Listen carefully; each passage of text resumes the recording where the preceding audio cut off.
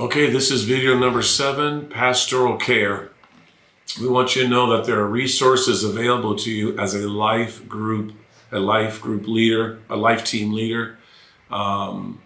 We have realized that everyone's life seems to improve when you have healthy, godly relationships. And relationships built around the church, spirituality, loyalty, and faithfulness are much healthier. So number 1, see yourself as an extension of the pastoral ministry or whoever's the lead pastor of the church. They can't be somebody with their own ministry or their own agenda. We have to have one vision.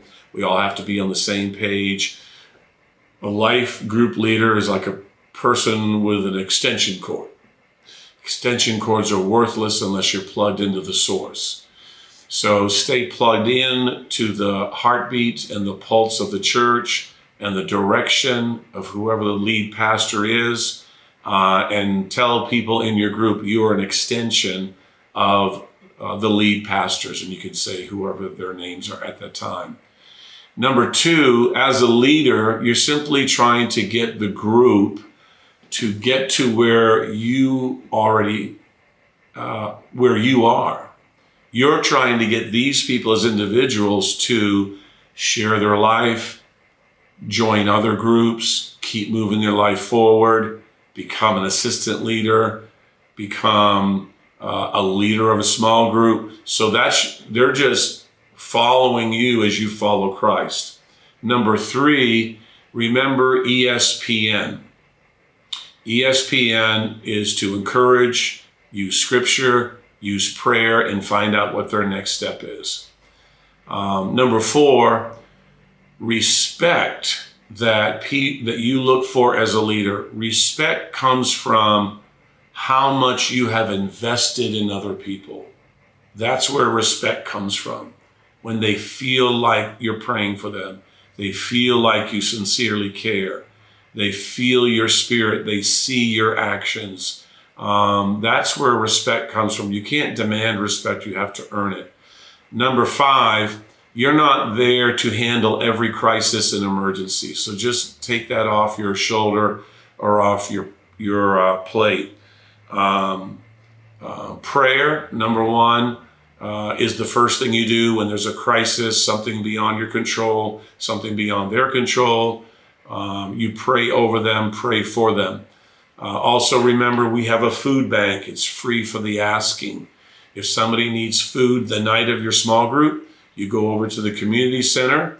You ask them how many people in their house, do they have a stove, do they have electricity, things like that.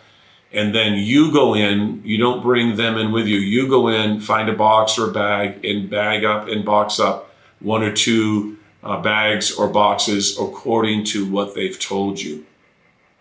So small groups, a crisis will arise. How do you respond to crisis? The first thing you do, always respond with concern, but never feel the pressure to fix it or to be their answer. Number 2, be comfortable with saying, I don't know the answer to this situation. I don't have the answer for you today, but we can pray over this right now, and you do that right then. Number 3, if you have a situation that's uncomfortable with you, and this can happen, something that's inappropriate, something that you're just plain uncomfortable, defer them to an assistant pastor, male or female. If they're a female, you don't give them my number, you don't defer them to me, you defer them to the assistant pastors or the pastoranda. If you're a female teacher and you have a male situation, you refer them to me, to Jay, Ezekiel, other assistant pastors that we have here in the church, or leaders that can speak to them. So always remember that when it comes to the opposite sex, refer them to the same sex. Number 4, feel free to give out the church's phone number. Some people don't even know it. And say, call the church in the morning and let's see what they can do to help your situation. God bless you. Thank you for choosing and leading in a life group. We're very proud of you. It's going to be a great year.